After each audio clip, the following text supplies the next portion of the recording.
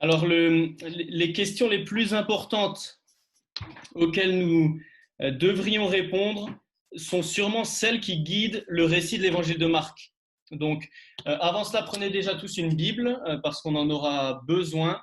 On va naviguer dans le texte ce matin, mais les questions les plus importantes euh, auxquelles nous devrions répondre sont sûrement celles qui guident le récit de l'évangile de Marc.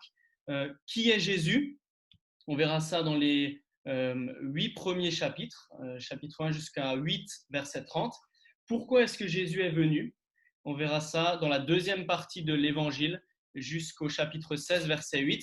Et puis, durant tout l'évangile de Marc, on peut garder en tête aussi cette question, qu'est-ce que ça veut dire de suivre Jésus dans les 16 chapitres? Alors, dès lors, dès qu'on a dit ça, on comprend tout l'intérêt de lire, d'étudier l'évangile selon Marc. Donc, dans l'heure qui vient, euh, on, on va essayer, moi je n'ai pas la prétention d'étudier dans les détails tout ce livre, on n'a pas la prétention là en une heure, mais d'en faire simplement un survol pour mieux pouvoir se repérer, nous donner l'eau à la bouche, et puis nous équiper pour enseigner, étudier ce livre avec des amis non chrétiens, ou aussi avec des amis chrétiens. Donc je vais maintenant, juste pour commencer, vous mettre un extrait d'un film, donc James Bond, si vous connaissez James Bond. Donc si certains sont sensibles, n'hésitez pas à ne pas regarder, puis je vous redirai, ça va durer une trentaine de secondes seulement, mais voilà, il n'y aura pas c'est une course-poursuite, mais je vais mettre ça maintenant, je vais partager mon écran. Ceux qui sont sensibles, vous pouvez ne pas regarder, je vais faire cela maintenant. Hop, et c'est parti.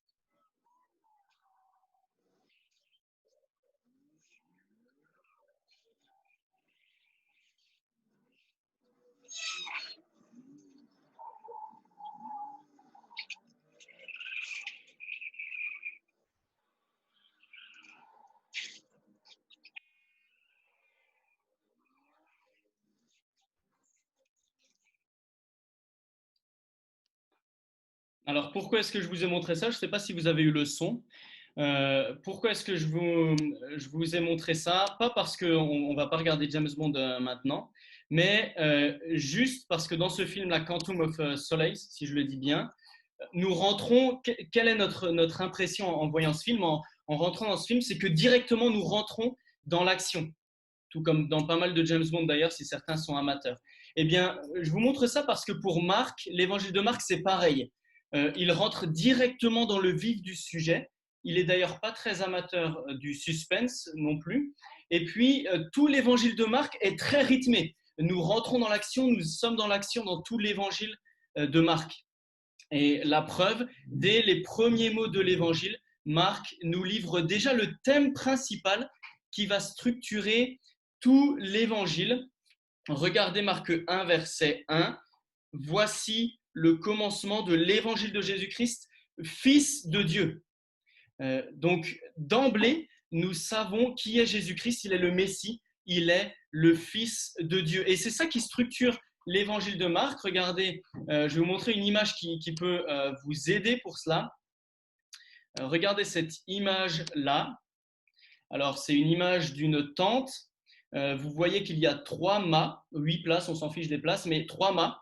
Et les 3 mâts sont importants parce que c'est l'expression le Fils de Dieu qui structure l'évangile, 3 temps pour cela.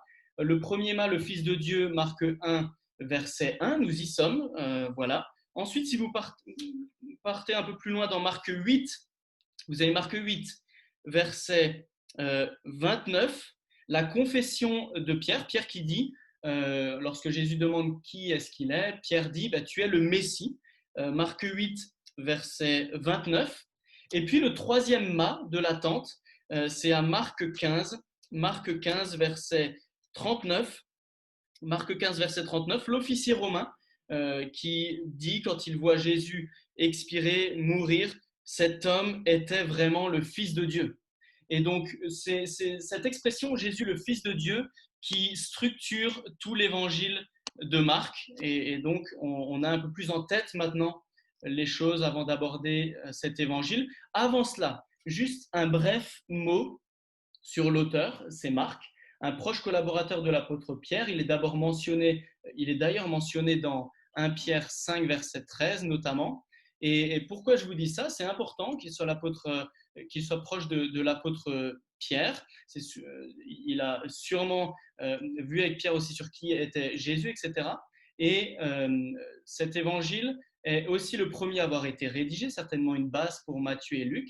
Et puis Marc écrit cet évangile dans un contexte où les chrétiens étaient persécutés, ou du moins bien chahutés. Et c'est un contexte en fait qui est assez proche, qui se rapproche du contexte de la première épître de Pierre, où il y a un contexte de persécution. Et ce contexte de persécution va colorer l'évangile de Marc. On va le voir notamment, mais la phrase résumée de l'évangile, vous pouvez déjà la garder en tête, c'est le fait que Jésus-Christ est le Fils de Dieu, le roi serviteur qui souffre et nous appelle à souffrir avec lui. Donc on a cet élément, Marc écrit vraiment cet évangile dans ce contexte-là. Et puis aussi, dernière note, avant de plonger les yeux dans le texte, c'est que les manuscrits les plus fiables s'arrêtent à Marc 16, verset 8, et c'est pourquoi je ne vais pas aborder Marc 16, verset 9 à 20. Alors, commençons directement première partie de l'évangile. Qui est Jésus? Chapitre 1 et jusqu'au chapitre 8, verset 30. Nous commençons le récit de la bonne nouvelle de l'évangile dans les versets 1 à 13, avec une confirmation de l'identité de Jésus par Dieu le Père, au verset 11, comme vous le voyez, lorsque Jésus se fait baptiser par Jean-Baptiste, où Dieu, qui dit cela, « Tu es mon fils bien-aimé, tu as toute mon approbation ». Et lorsqu'il est de retour des 40 jours durant lesquels il a été tenté, Jésus va en Galilée, au verset 14, et il va passer, et avec nous, avec d'ailleurs, les 8 prochains chapitres, c'est-à-dire les 2 ans et demi à venir en Galilée, dans sa région proche, autour du lac. Donc, vous pouvez voir ici sur l'écran, pas cela, mais cela maintenant normalement, mais on va voir, peut-être que je vais quitter cela et puis vous remonterez après. On est en Galilée pendant les 8 prochains chapitres. Et vous voyez une carte avec la région de Galilée, si vous voyez ma souris, je ne sais pas. Région de Galilée va être proche de là. Et puis ensuite, on va voir que le temps va se ralentir en arrivant à la fin du chapitre 8, puisque Jésus va être sur le chemin pour aller à Jérusalem pendant quelques semaines. Et puis à Jérusalem, le temps va vraiment ralentir jusqu'au jour de la crucifixion, où là, le temps sera très, très ralenti. On va presque passer le dernier chapitre heure après heure quasiment. Donc, nous sommes en tout cas pour l'instant en Galilée. Et pour y faire quoi? Eh bien, majoritairement, Jésus va enseigner. C'est ce qu'il commence à faire dès le verset 14 et versets 14 et 15 qui sont le résumé du message de Jésus. Un verset très important de cet évangile. Verset 14, regardez deuxième partie, verset 14, il proclamait la bonne nouvelle de Dieu et disait « Le moment est arrivé et le royaume de Dieu est proche, changez d'attitude et croyez à la bonne nouvelle. » Jésus-Christ est le Fils de Dieu qui proclame la bonne nouvelle de Dieu. Et il ne tarde pas à nous montrer l'importance aussi du discipulat, puisque dès le verset 16, Jésus appelle des disciples à le suivre, versets 16 à 20. Et durant tout ce temps en Galilée, nous allons aussi voir que Jésus non seulement enseigne avec autorité, c'est sa priorité, il enseigne en public, il enseigne au privé, il va notamment vers la fin enseigner plutôt ses disciples, mais il agit aussi avec autorité. On va voir toute sa puissance dans ces 8 premiers chapitres. Le royaume de Dieu est bel et bien arrivé avec la présence du Fils de Dieu. Et les disciples de Jésus se rendent donc à Capernaum, et dès le jour du sabbat, verset 21, regardez, Jésus entra dans la synagogue et se mit à enseigner. Et quelle est la réaction des auditeurs? Verset 22, on était frappé par son enseignement, car il enseignait avec autorité et non pas comme les spécialistes de la loi.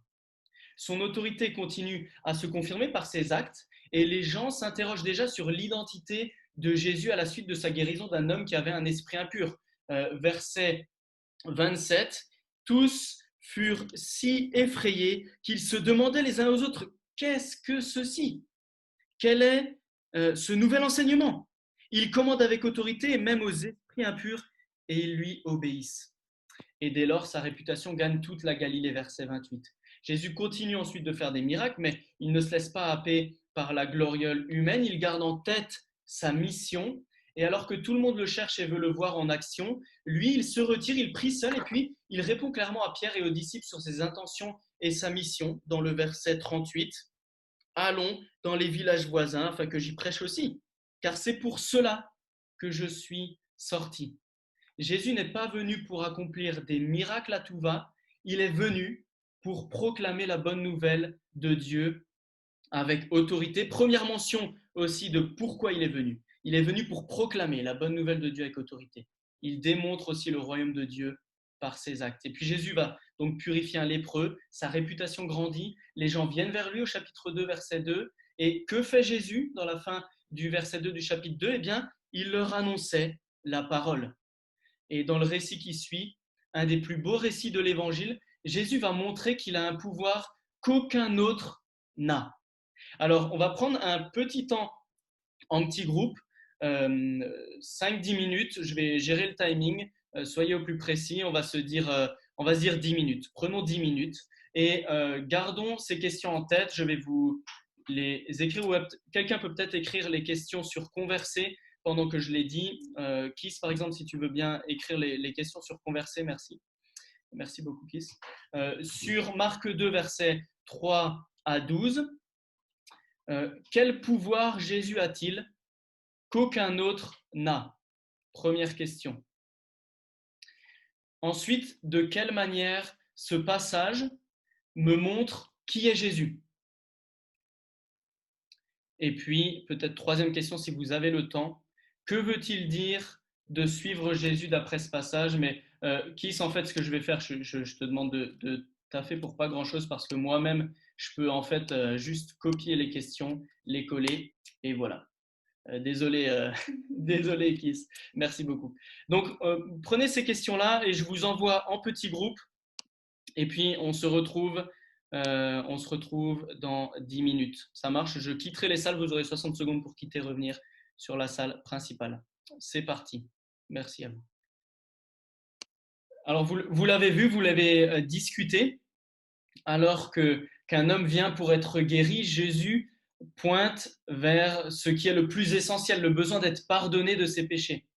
Mais qui pourrait pardonner les péchés si ce n'est Dieu seul? Sauf que justement, Jésus est le Fils de Dieu, le Fils de l'homme, qui a sur terre le pouvoir de pardonner les péchés. Verset 10. Et pour attester ça, il guérit aussi cet homme handicapé. Suivre Jésus, c'est aller vers lui pour se faire pardonner ses péchés. Et Jésus continue son chemin autour de la Galilée, il enseigne encore, verset 13, il appelle un autre disciple à le suivre, verset 14. Et puis nous avons une deuxième mention de la raison de la venue de Jésus. Ce ne sont pas, verset 17, les bien portants qui ont besoin de médecins, mais les malades. Je ne suis pas venu appeler des justes, mais des pécheurs. Et c'est une bonne nouvelle pour nous cet après-midi aussi. Nous sommes des disciples qui avons tout autant besoin de Jésus que Lévi, Pierre ou les parias. Jésus est justement venu pour des pécheurs comme nous. Et Jésus montre qu'il n'est pas un nouveau type de religieux, une nouvelle tendance. En fait, tout prend son sens lorsque lui est au centre. Le jeûne, le sabbat, il est le maître en tout. On voit ça dans la suite. Ça ne plaît pas à tout le monde, surtout pas aux chefs religieux de l'époque, qui vont tenir très vite conseil sur les moyens de faire mourir le Fils de Dieu, chapitre 3, verset 6. Mais d'un autre côté, une foule nombreuse suit ce Jésus car elle constate toutes les œuvres qu'il fait. Jésus, de son côté, établit 12 apôtres pour qu'ils soient avec lui, il les envoie prêcher avec le pouvoir de chasser les démons, chapitre 3, les versets 13 à 19. Une fois encore, nous voyons l'importance qu'il met sur le discipulat. Mais Jésus est encore contesté par sa propre famille, qui pense qu'il a perdu la raison, verset 21, les chefs religieux, quant à eux, qui blasphèment en disant qu'il a un esprit impur, versets 22 à 30. Mais Jésus continue toujours à enseigner, expliquant bien les priorités. Sa famille, ce n'est pas les liens du sang, mais sa mère et ses frères. Ce sont ceux qui font la volonté de Dieu, en fait, versets 34 et 35. Il est le seul à pouvoir fonder la nouvelle famille de Dieu. Et ce sont ceux qui l'écoutent et qui s'engagent à le suivre avec foi qui en font partie. Un tri s'opère nécessairement à l'écoute de la parole de Jésus. C'est d'ailleurs ce qu'il enseigne dans les paraboles sur le royaume de Dieu. Certains vont comprendre ces paraboles et d'autres ne vont pas les saisir, mais c'est justement l'intérêt d'enseigner en paraboles, c'est-à-dire avec des images. Elles dévoilent le cœur des auditeurs. Regardez versets 11 et 12 du chapitre 4. Jésus leur dit, c'est à vous, il dit aux disciples, c'est à vous qu'il a été donné de connaître le mystère du royaume de Dieu. Mais pour ceux qui sont à l'extérieur, tout est présenté en parabole, afin qu'en regardant, ils regardent et ne voient pas, et qu'en entendant, ils entendent et ne comprennent pas, de peur qu'ils ne se convertissent et que leurs péchés ne soient pardonnés. Le royaume de Dieu avance bel et bien dans le monde uniquement par la parole de Jésus. Un Jésus encore bien méconnu, autant par ses disciples que par les gens autour de lui. Et même si Jésus continue à manifester son pouvoir de vaincre le mal et la mort, ça n'a pas l'air de trop aider les gens à savoir qui il est. Au contraire, peut-être. Lorsque Jésus calme une tempête, ses disciples se demandent, verset 41 du chapitre 4, qui est donc cet homme? Même le vent et la mer lui obéissent. Les gens sont effrayés par Jésus, ou au moins étonnés dans le chapitre 5, les 20 premiers versets. Mais dans le même temps, des personnes font confiance à Jésus et croient qu'il peut vraiment changer complètement leur vie. C'est le cas du chef de la synagogue, Jairus, qui fait confiance que le Seigneur peut sauver sa fille, chapitre 5, versets 21 à 24, et puis aussi versets 35 à 43. C'est aussi le cas de la femme atteinte d'hémorragie depuis 12 ans qui se voit être guérie, dans les versets 25 à 34. Tout cela nous apprend que côtoyer Jésus ne suffit pas, il faut croire en lui.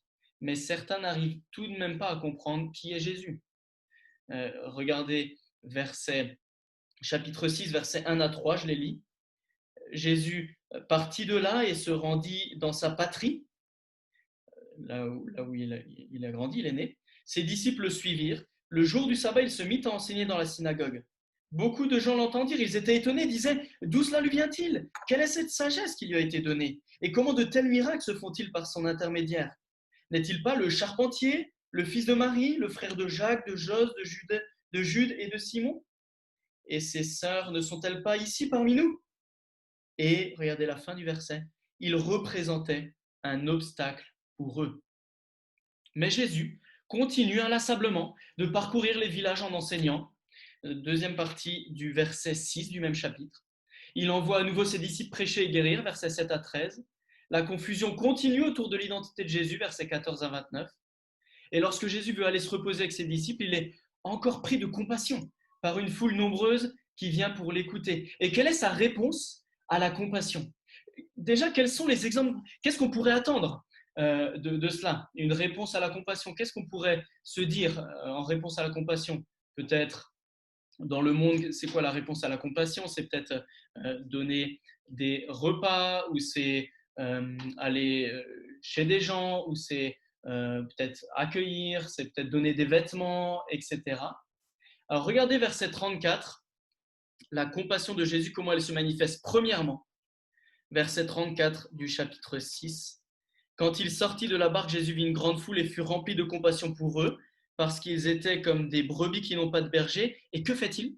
Regardez, il se mit à leur enseigner beaucoup de choses.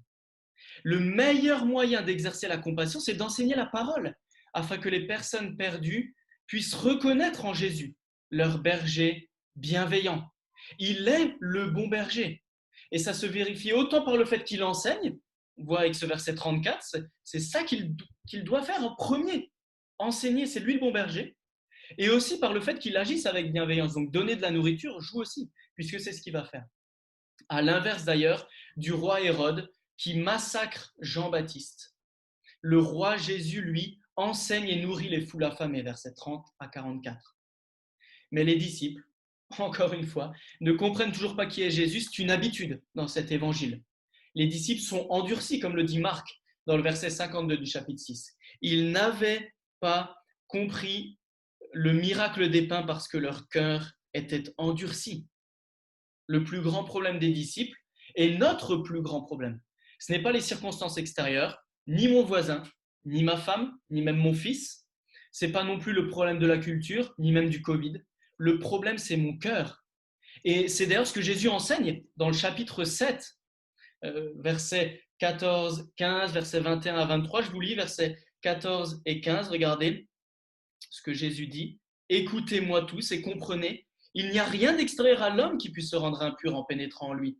Mais c'est ce qui sort de l'homme qui le rend impur. Et puis, versets 21 à 23.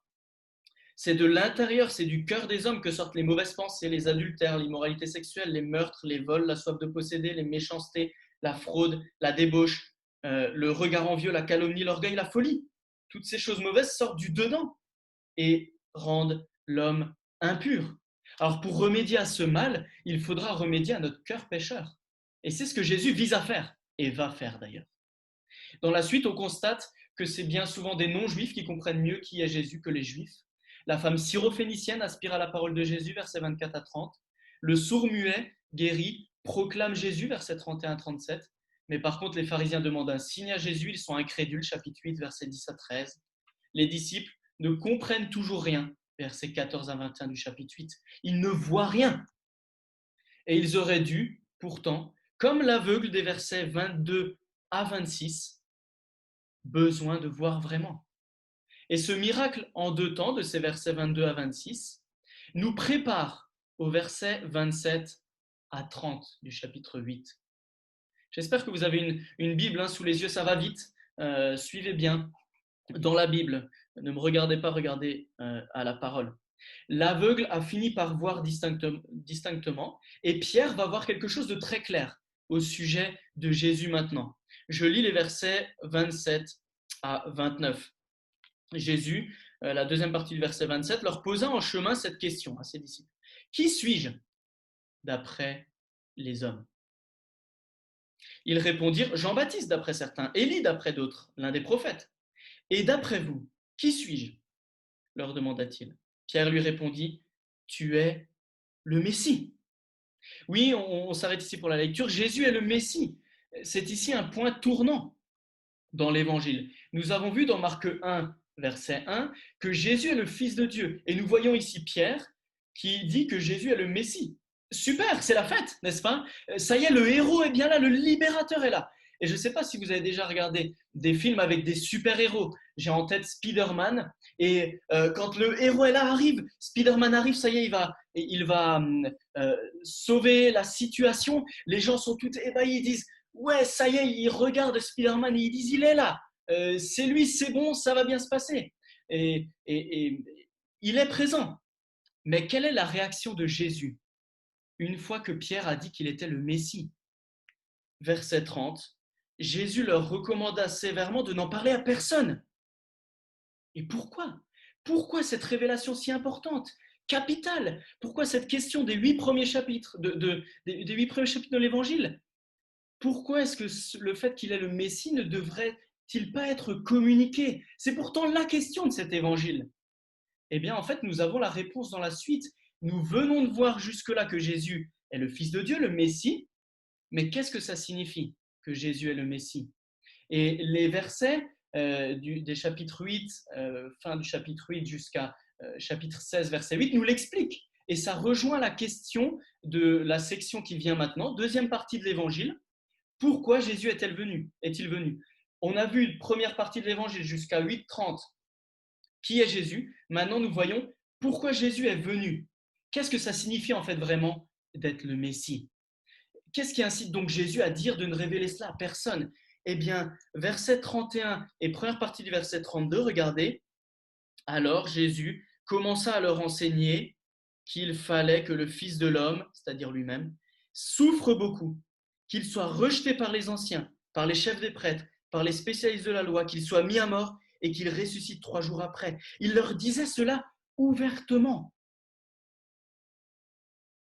Oui, il est le libérateur, le serviteur d'Ésaïe 53 qu'ils avaient sûrement en tête, mais ça veut dire qu'il est le serviteur souffrant. Être le Messie veut dire que Jésus va souffrir, mourir et ressusciter. On peut se dire à la suite de ça, ok d'accord, mais en quoi ça justifie quand même le fait de se taire sur son identité?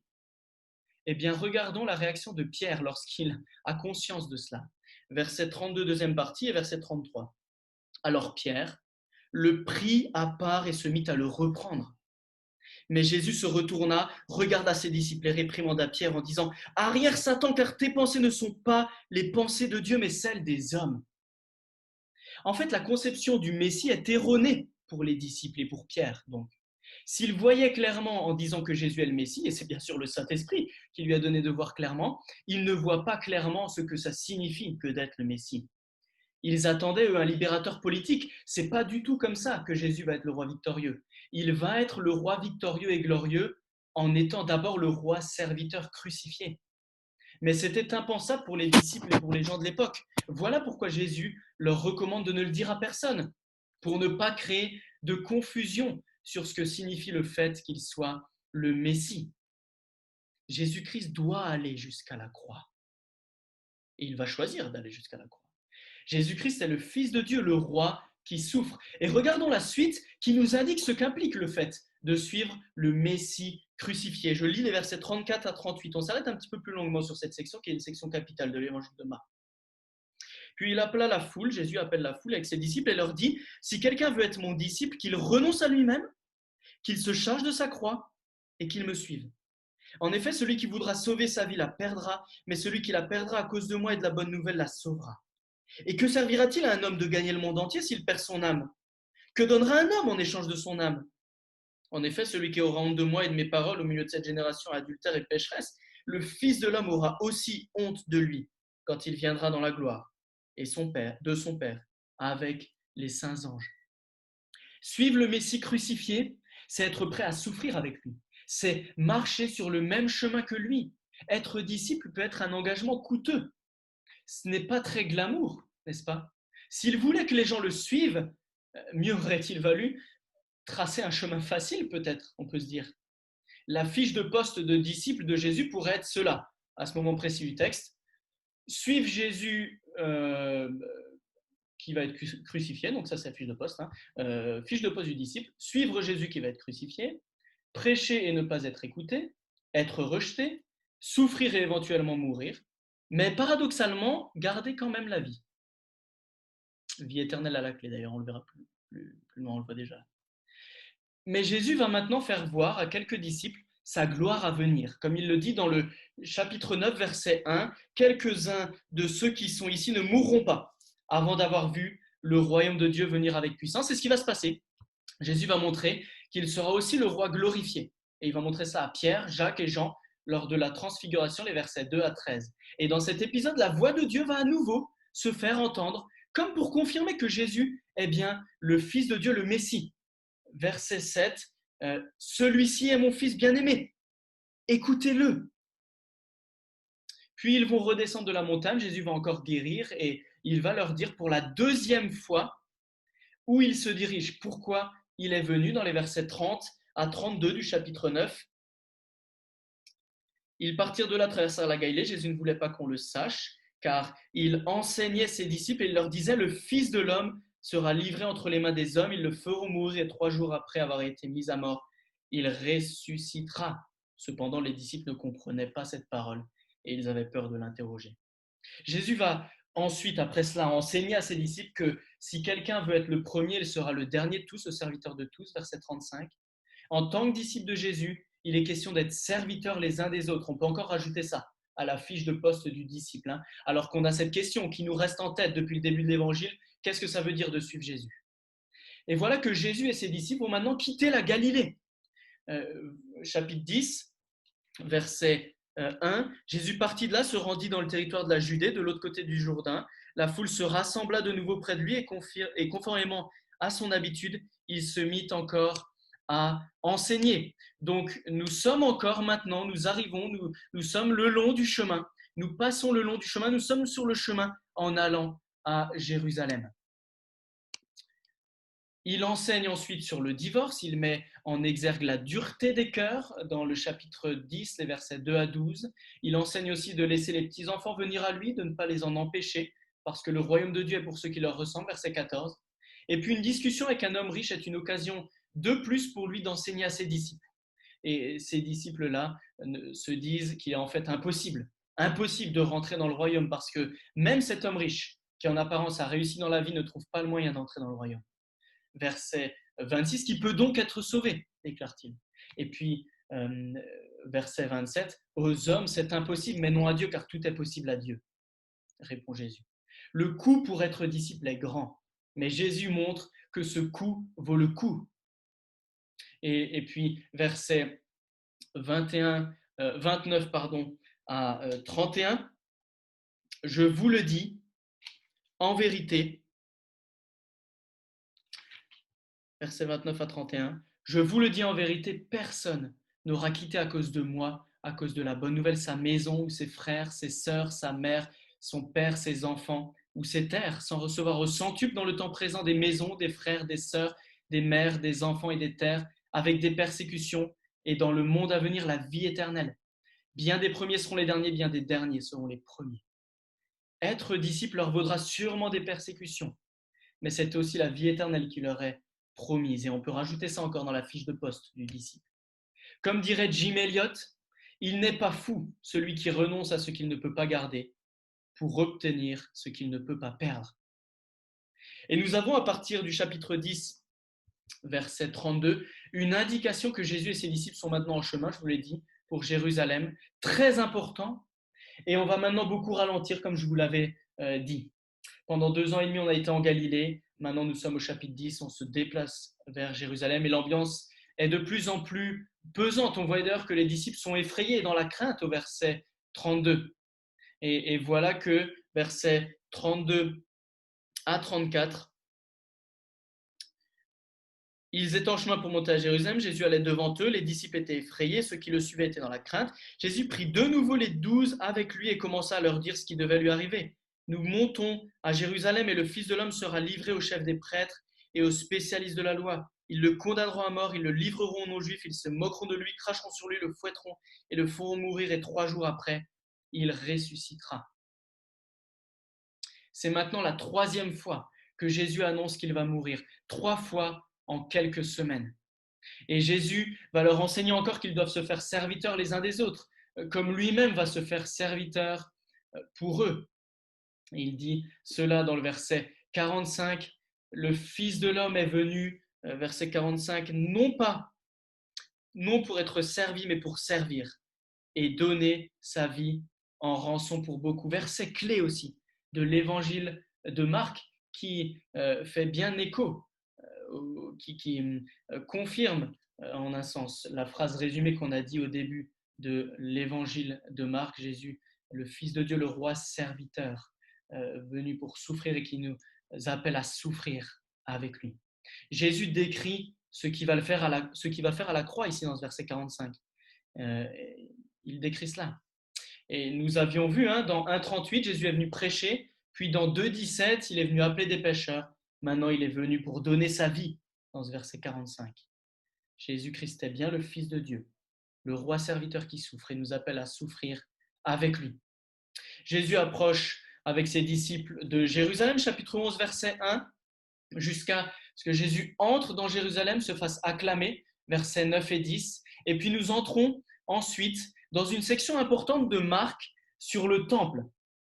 Jésus entre dans le temple, verset 11, et parfois c'est un peu mystérieux, vous allez voir, le temple, le figuier, etc. Jésus entre dans le temple, verset 11, il en ressort, il maudit un figuier, verset 14, et puis il entre à nouveau dans le temple, verset 15, et que fait-il ? Eh bien, il chasse tout le monde parce que c'est la foire. Et verset 17, il enseignait en disant « N'est-il pas écrit, mon temple sera appelé une maison de prière pour toutes les nations ? Mais vous en avez fait une caverne de voleurs. » La rupture avec les chefs religieux est maintenant bien consommé, puisque nous apprenons au verset 18 que les chefs et prêtres et spécialistes de la loi l'entendirent, cherchaient les moyens de le faire mourir. De le faire mourir. Et ils le redoutaient en effet parce que parce que toute la foule était frappée par son enseignement. Et puis, Jésus et les disciples sortent de nouveau du temple, et le lendemain matin, Pierre montre à Jésus le figuier maudit qui est desséché. Au verset 21, regarde, le figuier est desséché. Et ce figuier, en fait, n'est qu'une image de ce qui se passe dans le temple. Le temple ne porte pas les fruits qu'il devrait porter, c'est-à-dire encourager les gens à regarder à Jésus. Encourager les gens à regarder à Jésus. C'est très lié. Temple, figuier maudit, c'est très lié ici dans cette section. Ça peut nous aider à comprendre un peu mieux cette section. Le vrai culte n'est pas au temple, mais en Jésus désormais. Ayez foi en Dieu, au verset 22, Jésus leur dit. Jésus a autorité sur le temple, comme il vient de le démontrer.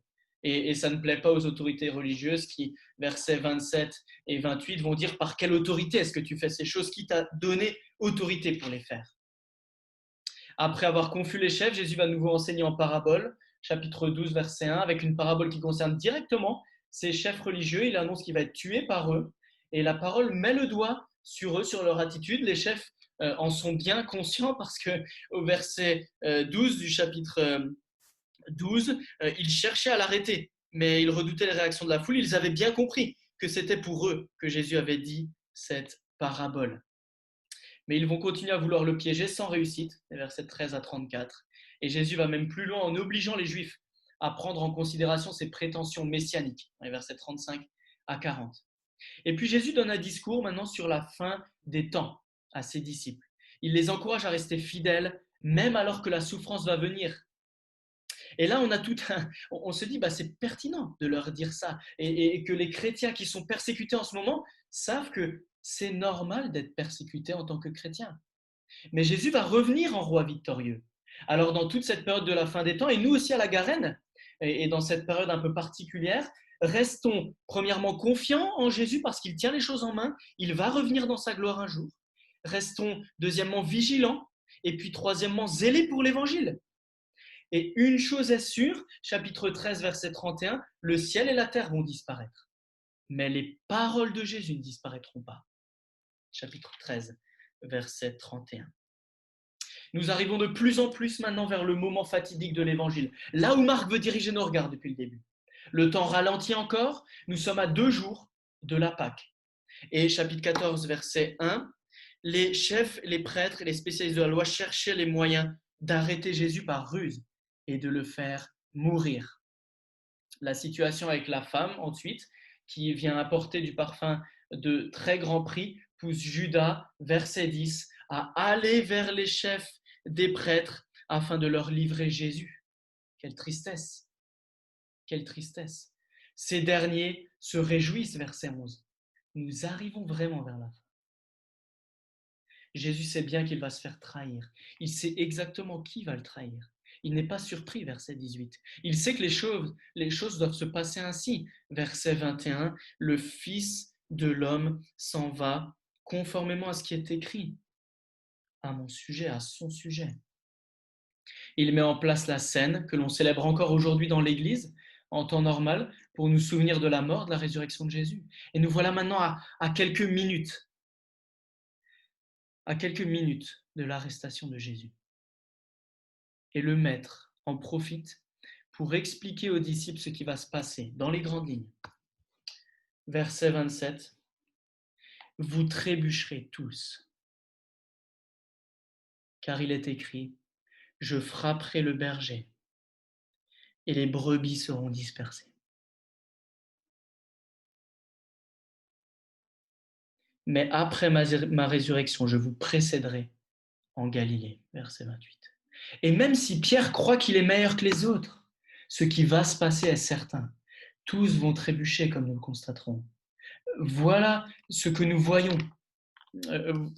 Voilà que nous voyons plutôt maintenant dans ce passage Jésus, le Fils de Dieu, mais aussi Jésus, l'homme, sur le point de souffrir et mourir.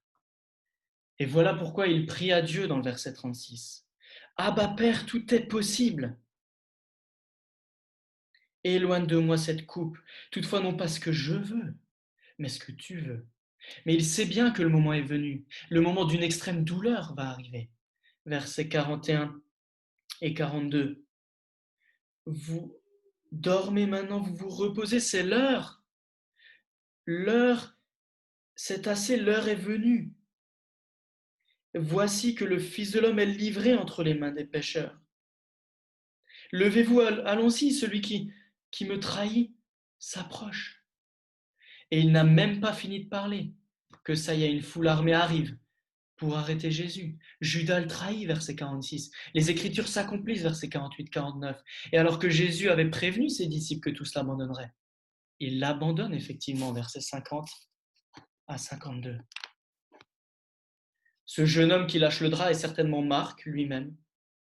Jésus est emmené devant le grand prêtre, verset 53. Pierre le suit de loin, verset 54. Et nous retrouvons encore cette question sur l'identité de Jésus. Es-tu le Messie, le Fils de Dieu béni?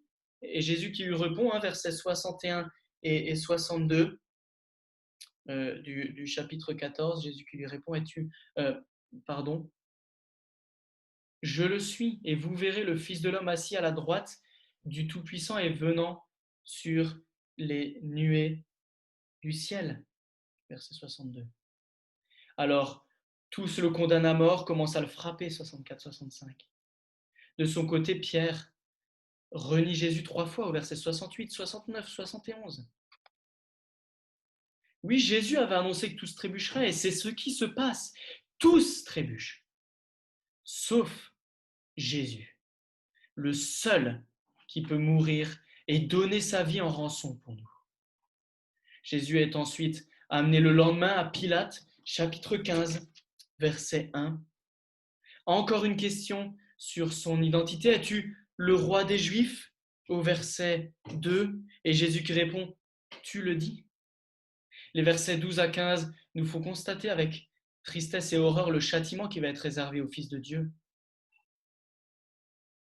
Que voulez-vous que je fasse de celui que vous avez appelé le roi des Juifs? Ils crièrent de nouveau, crucifie-le! Quel mal a-t-il fait? Leur dit Pilate. Ils crièrent encore plus fort, crucifie-le! Voulant satisfaire la foule, Pilate leur relâche Barabbas et, après avoir fouetté Jésus, il le livra à la crucifixion.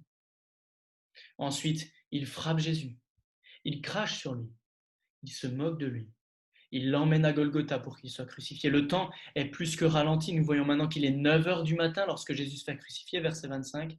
Le roi des Juifs, verset 26. Il se fait encore insulter, moquer, et versets 37 et 38. À midi,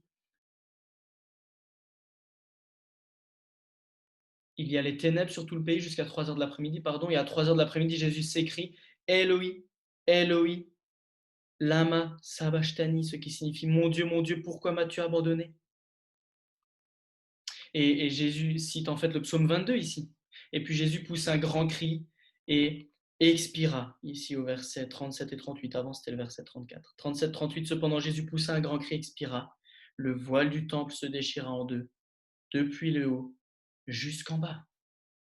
Un officier entend ça, il voit Jésus expirer et sa confection résonne dans nos cœurs aussi cet après-midi. Verset 39, cet homme était vraiment le Fils de Dieu. Voilà cette confession ici qui conclut, qui structure l'évangile de Marc. Le Fils de Dieu de Marc 1, verset 1. Le Messie de Marc 8, verset 29 est maintenant reconnu par un officier païen, un officier romain, comme étant le Fils de Dieu, le Messie crucifié. Lisons la fin de l'évangile, versets 39 jusqu'à 16, 8. Cet homme était vraiment le Fils de Dieu. Il y avait aussi les femmes qui regardaient de loin. Parmi elles étaient Marie de Magdala, Marie mère de Jacques le jeune et de Jose, ainsi que Salomé qui le suivait et le servait lorsqu'il était en Galilée. Et beaucoup d'autres femmes qui étaient aussi montées avec lui à Jérusalem. Le soir venu, comme c'était le jour de la préparation, c'est-à-dire la veille du sabbat, Joseph d'Arimathée arriva. C'était un membre éminent du conseil qui attendait lui aussi le royaume de Dieu. Il osa se rendre vers Pilate pour demander le corps de Jésus. Pilate s'étonna qu'il soit déjà mort. Il fit venir l'officier et lui demanda si Jésus était mort depuis longtemps. Une fois renseigné par l'officier, il fit remettre le corps à Joseph. Joseph acheta un drap de lin, descendit Jésus de la croix, l'enveloppa dans le drap de lin et le déposa dans un tombeau taillé dans la roche. Puis il roula une pierre à l'entrée du tombeau. Marie de Magdala et Marie, la mère de Jos, regardaient où l'on déposait Jésus. Lorsque le sabbat fut passé, Marie de Magdala, Marie, la mère de Jacques et Salomé achetèrent des aromates afin d'aller embaumer Jésus. Le dimanche, elles se rendirent au tombeau de grand matin au lever du soleil. Elles se disaient entre elles, « Qui nous roulera la pierre qui ferme l'entrée du tombeau ?» Mais quand elles levèrent les yeux, elles s'aperçurent que la pierre, qui était très grande, avait été roulée. Elles pénétrèrent dans le tombeau, virent un jeune homme assis à droite, habillé d'une robe blanche, et elles furent épouvantées. Il leur dit, « N'ayez pas peur, vous cherchez Jésus de Nazareth, celui qui a été crucifié. Il est ressuscité. Il n'est pas ici. Voici l'endroit où on l'avait déposé. Mais allez dire à ses disciples et à Pierre qu'il vous précède en Galilée. C'est là que vous le verrez, comme il vous l'a dit. » Elles sortirent du tombeau et s'enfuirent, toutes tremblantes et bouleversées. Et elles ne dirent rien à personne, car elles étaient effrayées. Et c'est comme ça que se conclut l'évangile. Jésus crucifié, ressuscité, roi victorieux. Et les femmes qui sont effrayées, qui ne savent que faire, qui ne savent que dire. Le Messie crucifié est aussi le Messie ressuscité. Jésus-Christ est le Fils de Dieu, le roi, serviteur qui souffre et nous appelle à souffrir avec lui.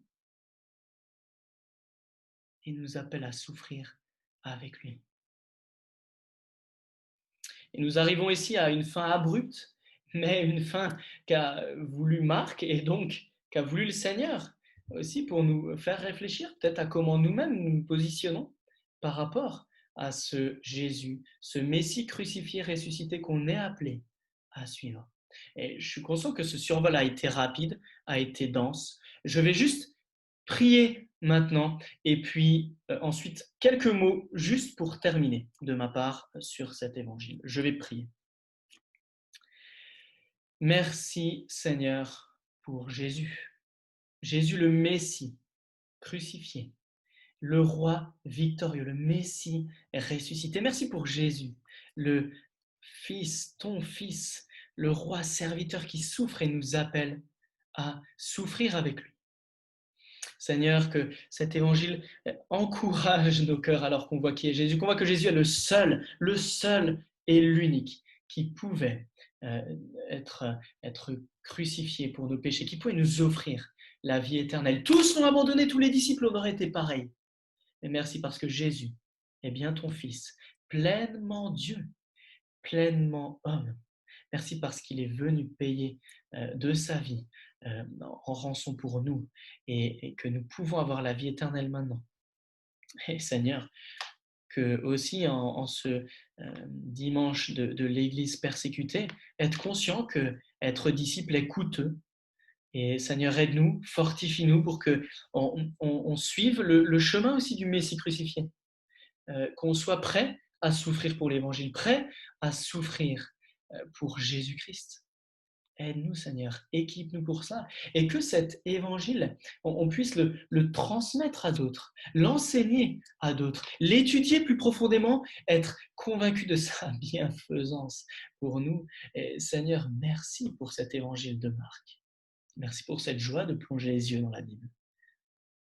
Équipe-nous encore en tant que disciples, Seigneur. Amen. Juste terminer par quelques mots qui peuvent nous aider peut-être à aller un peu plus loin. On a 1 heure pile maintenant, donc on peut dire que j'ai terminé mon survol, mais quand même, je donne quelques pistes de mise en application peut-être pour nous. Il aurait été bienfaisant de faire 1 ou 2 temps en petit groupe encore, mais